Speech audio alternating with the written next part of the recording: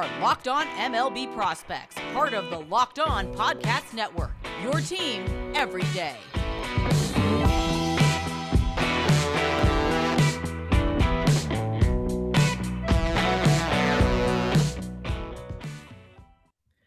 Yes, welcome on into Locked On MLB Prospects, your home for all things minor league baseball. I'm your host, Lindsey Crosby. Thank you for making us your first listen every single day. And today, kind of a big day, okay? The players and management talked about a collective bargaining agreement today. Spoiler alert, we don't have a new deal, but they talked, and that's big. So let's talk about what was in the offer that the players made. And if it was not accepted, but if it had been accepted, what would that mean for the players? And is there a better way to do the CBA than what is being proposed? So we all know last week they had a 7-minute meeting where management presented players with a new CBA. Today's meeting, we were told, actually is measured in hours, not minutes. So that's improvement. They're talking. There's another meeting scheduled for Tuesday. So that's good because they're meeting again. And this is kind of the bare minimum, but they're doing it. And that's what's important. So in the whole negotiation, there's been 3 major areas with which the players wanted change, and the owners have been pretty adamant that they were not going to address. So one of them was revenue sharing alterations. And the players have dropped their requests for revenue sharing changes. And I understand why they did this, because management, the owners already struggle to figure out revenue sharing amongst themselves. Bringing in another party who has requests for how revenue sharing should be conducted is just not going to work. It's not going to happen. And I understand that. And I can see why the players said, we're going to get off of that and just leave that alone. The second thing was the amount of service time before a player reaches free agency. That's been 6 years. And the original proposal that the players had made it an age-based system where it was, if you were 29 and a half years old by the end of the season, the date they give for the end of the season, then you could be a free agent at 5 years of service time. The players dropped that. That was the second big rail, was how soon until free agency. The players have dropped that. The third one is time until arbitration. And that is 3 years as of now. Service time begins when you're called up to the major leagues. That accrues once you've accrued 3 years of service time at the end of a season.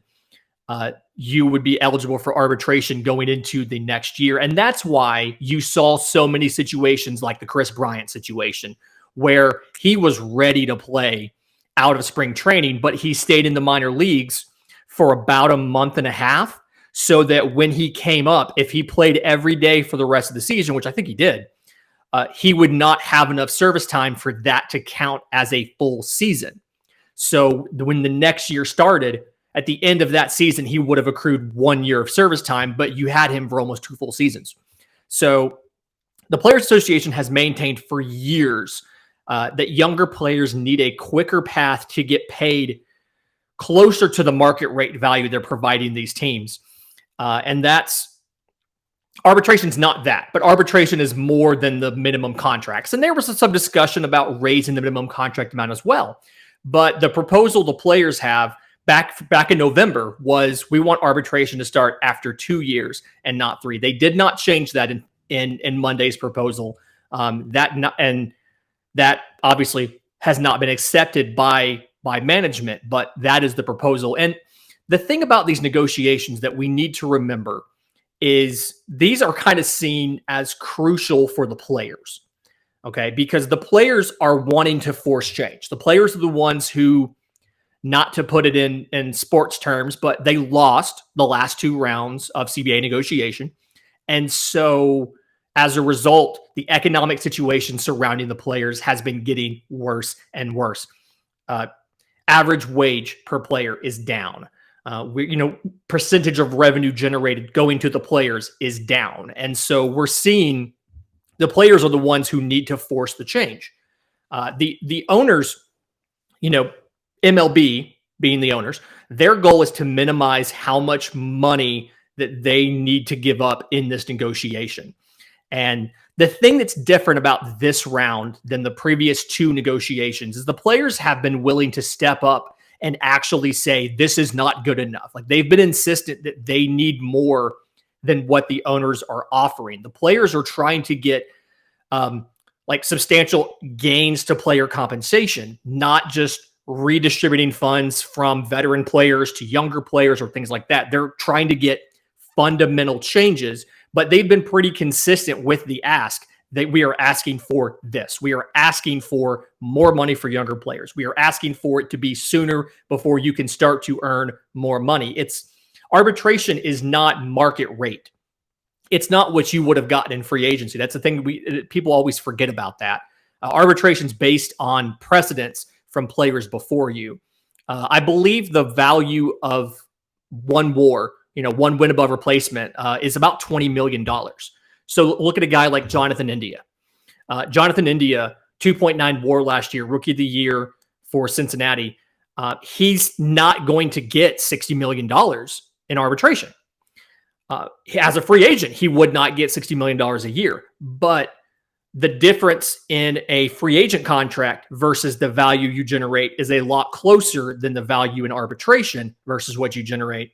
And that's way closer than the value of a rookie deal or a guy who without enough service time for arbitration on a league minimum deal versus what you generate. I mean, he made $750,000 this year, and he generated $60 million in value because he was, in essence, worth 3 wins. So that's why the players are trying to get money added to the pool, not just money moved from veterans to younger players. And the owners are being a bit,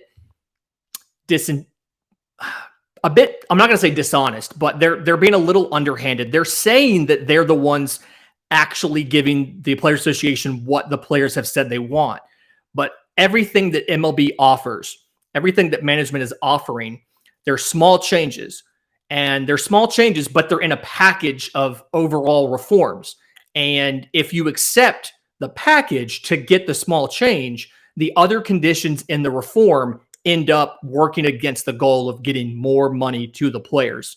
Like, it has the net effect of limiting compensation for the players, despite the small changes that they're saying they're giving the Players Association. MLB just refuses to touch the 3 legs of that stool. So it's not going well. Negotiations are not going well, but the fact that they had a meeting the end of last week, they had a meeting for when you're listening to this yesterday on Monday, they're having a meeting today on Tuesday. That is a good thing. And I'm not quite sure necessarily what they're going to agree on tomorrow, what they're going to, what they agreed on yesterday. They're continuing to meet. I do know one thing that I'm pretty sure we can all agree on is that Built Bars are the protein bars that taste like a candy bar. It honestly might be better than a candy bar. They're covered 100% real chocolate. Most Built Bars contain 130 calories, 17 grams of protein. So here's my idea. While you're negotiating with yourself about how can I make changes in this upcoming new year, maybe decide to replace your candy stashes with Built Bars. So whether it's your car, your pantry at home, your office, your workplace, wherever it is, throw out your old candy bars, replace them with Built Bars. There's tons of flavors to choose from: coconut almond, peanut butter brownie, raspberry, cookies and cream, salted caramel, like really great flavors that they always have. And then Built's always coming out with limited time flavors. I was on the website today. I ordered a variety pack for my house because we're almost out. And they had a churro flavor, which I want the churro flavor. That sounds fantastic. So go to Built.com, check out and see what's new. While you're at Built.com, use promo code LOCKED15 for 15% off your order. Again, that's promo code LOCKED15 at Built.com. So I acknowledge that, all right, I said the owners are kind of being a little dishonest and didn't really flesh that out. So let me kind of tell you some of the things where I feel like the owners are being dishonest with their statements versus what is in the package. So for instance, one of the things that the players have been asking for is a salary floor. And this is an anti-tanking measure. Segment 3 is going to be a little bit more about that. But the owners offered a salary floor. And then they also proposed to go along with that in that same package, changing the luxury tax that would end up lowering the total amount available for free agents. So the way it works now and why the salary floor is important is there's like literally you could just have a team of rookie salary guys. There's nothing stopping you from doing that other than you have to find 40 rookie salary guys at the same time. That's it. That's the only thing stopping you.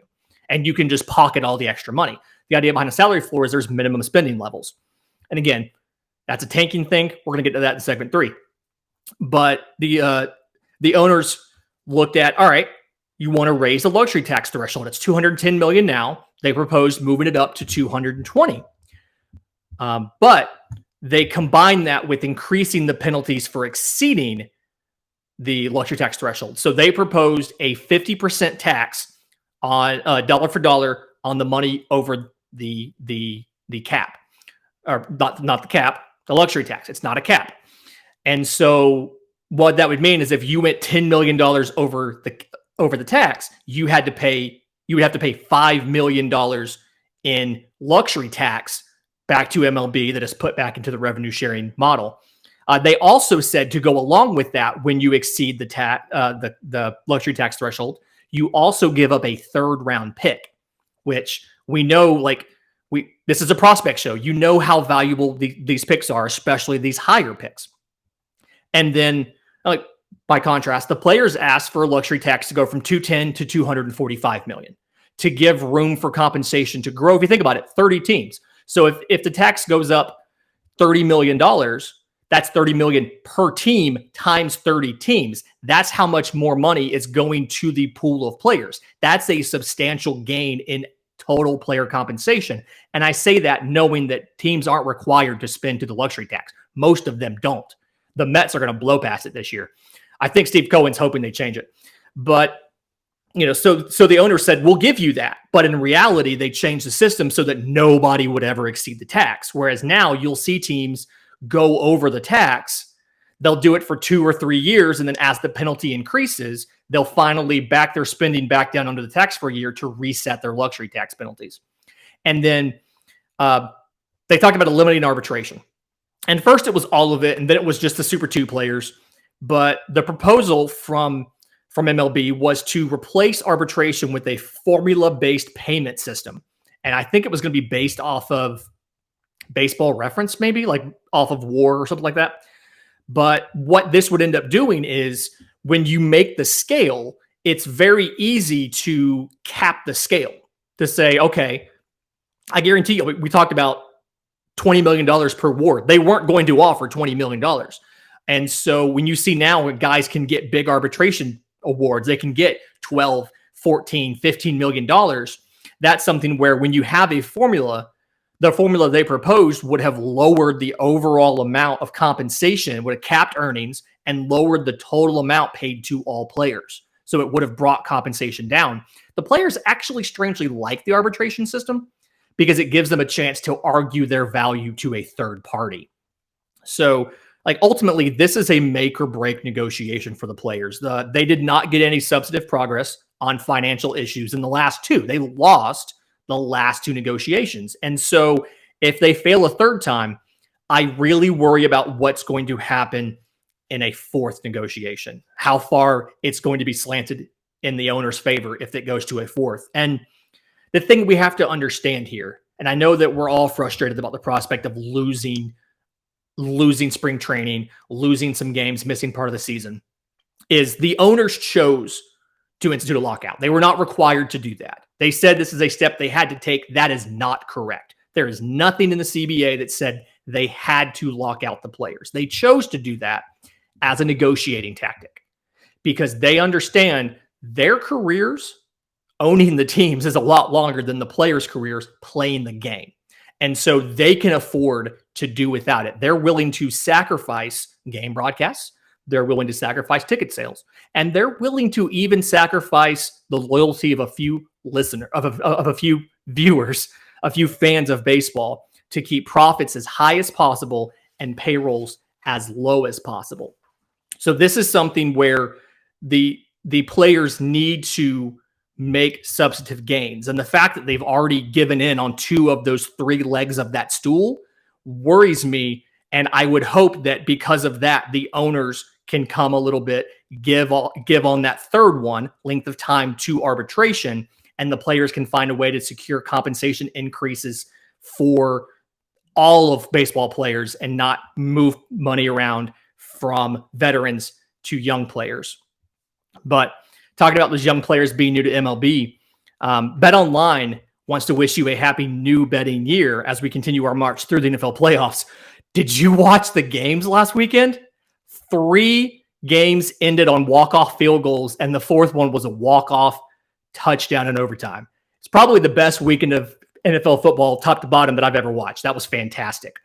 And if you thought it was great and you really enjoyed the games, but you don't have a team that you're rooting for and you want to get invested in games, go to BetOnline. BetOnline is the #1 spot for all the best sports wagering action for 2022. Football, yes, but basketball, hockey, boxing, UFC. Don't wait to take advantage of the amazing offers they have. So go to betonline.ag, receive your 50% welcome bonus with your first deposit when you use promo code LOCKEDON. BetOnline is the fastest and easiest way to wager on all of your favorite sports because BetOnline is where the game starts. And we talked about tanking. We talked about the issue with tanking. And this is one of the big things. So The Athletic put out a fan survey and they had thousands of responses. And the top 3 issues in the fan survey that people like fans said were the issues concerning the game of baseball. Number 1 was minor league pay and living conditions. Very relevant to this podcast, but the minor league players are not part of the Players Association. And so therefore they are not a party to these negotiations. So that is not going to be handled in the CBA. There are some things that are happening that will improve living conditions and things like that for minor leaguers. Stay tuned to tomorrow's show. We have a cool story about what the Chicago Cubs are doing on that front. The number 2 issue was broadcast blackouts. Literally cannot be addressed in the CBA. That's up to the rights holders. And, that's whether it's Bally Sports, whether it's YES Network, MES, and whoever it is, that's up to MLB and the rights holders to figure out the blackouts. But the 3rd thing was tanking. 56% of people in the fan survey said that tanking was a problem in MLB. And if you remember, it's because there's no minimum spending requirements in Major League Baseball. The NFL has a salary cap, a hard cap you cannot pass, but they also have a hard floor you cannot be under. And you never hear stories about teams not spending enough in the NFL because they all spend almost all the way to the cap. And so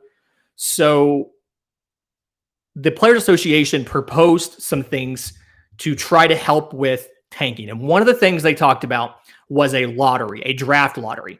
So they proposed an 8-team draft lottery. So the bottom 8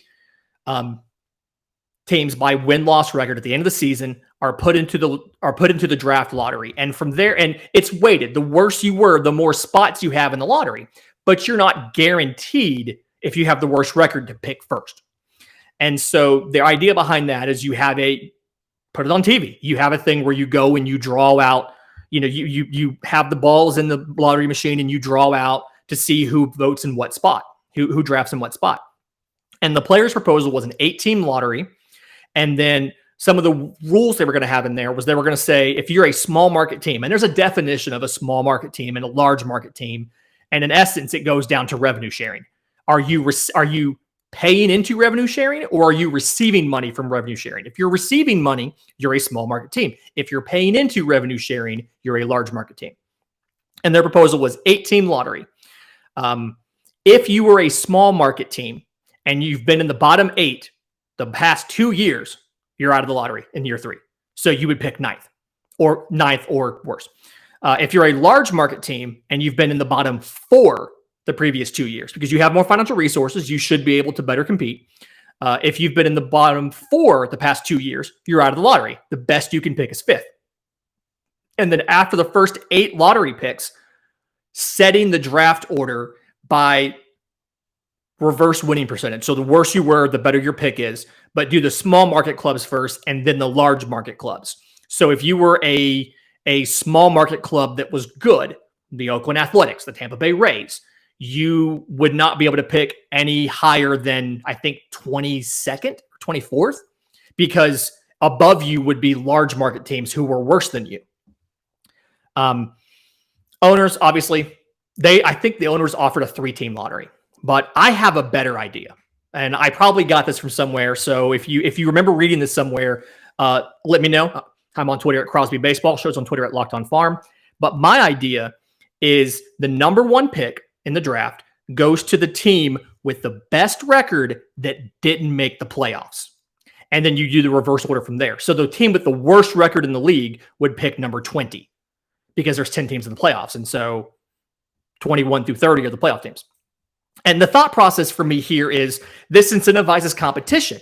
If you are bad, you don't get to pick number 1. That's why teams tank, because they get to pick number 1 or number 2 or number 3. And the higher your draft pick is, the bigger your overall bonus pool is to go with that draft pick and with your draft class. So tanking would not get you the number 1 pick and the draft pool that would come with it. And if you go back to 2010 and you look at the number 1 overall pick, I think it was 2010 through 2018, because I wanted to give time for the guys to actually get to MLB. 2010 to 2018, the number 1 overall pick earned 100 extra WAR over that 8 years compared to the number 20 pick. So this actually does matter. And so the thought process is that final weekend of the season, you have teams that are either pitching all of their studs trying to make the playoffs, or they're pitching their guys because they're trying to have the best record of the teams that don't make it so they can pick first or second. I think if we looked at last year's or at this most recent season's records, the Blue Jays would pick first overall because they had the best winning record of teams that didn't make the playoffs. The Orioles and Pirates, I think, would be picking like 18th and 19th or something like that, 19th and 20th, something like that. And so the thought process here is you incentivize competition. You get team, like, there's nothing worse than going to a baseball game like the last weekend of the season and one team, is pitching. I did this one year. My sister lived in Houston, and we went to an Astros game the last weekend of the season, and Verlander's pitching for the Astros. And I'm trying to remember who they were playing. I want to say they were playing like the Pirates, and the Pirates had like a AA pitcher who they had called up with their September call-ups, it wasn't. I still enjoyed the game. It's a wonderful park they have there in Houston. It was fun. We had great seats, but it was something where we didn't get any sort of pitching duel because we had Justin Verlander on a team trying to get the right seed in the playoffs versus a player who a month ago was pitching in front of 1,500 people at a AA park for the Pirates. Again, nothing about the Pirates. Go listen to Locked On Pirates. Great show. I was on there a week and a half ago. Ethan's a fantastic guy. But it's something where if you put this plan in place, you would see more teams competing that final weekend. And you wouldn't see as many teams selling off assets at the trade deadline. You wouldn't see the Nationals go and trade away Scherzer and Turner and all of these like great players. You wouldn't see the Cubs give up a Rizzo, and a Chris Bryant and give up all of these pieces, a Javi Baez. You would see them keep these guys because if they can keep winning through the rest of the season, they can get a decent draft pick. And then they can always trade them in the offseason or get the pick after the qualifying offer goes through. So if there's something I haven't thought about why this plan wouldn't work, please reach out to the show. Let me know. You can find me on Twitter at Crosby Baseball. You can find the show on Twitter at Locked On Farm. And if you're watching this on YouTube, please subscribe to the show. I'd love you to tell your friends about it. We're kind of new to YouTube. I'm still getting the hang of it. But stick around because tomorrow we're going to talk more about the living conditions for the minor leaguers, some of those changes that they're making, and some of the improvements that's coming along with that. This has been Locked On MLB Prospects.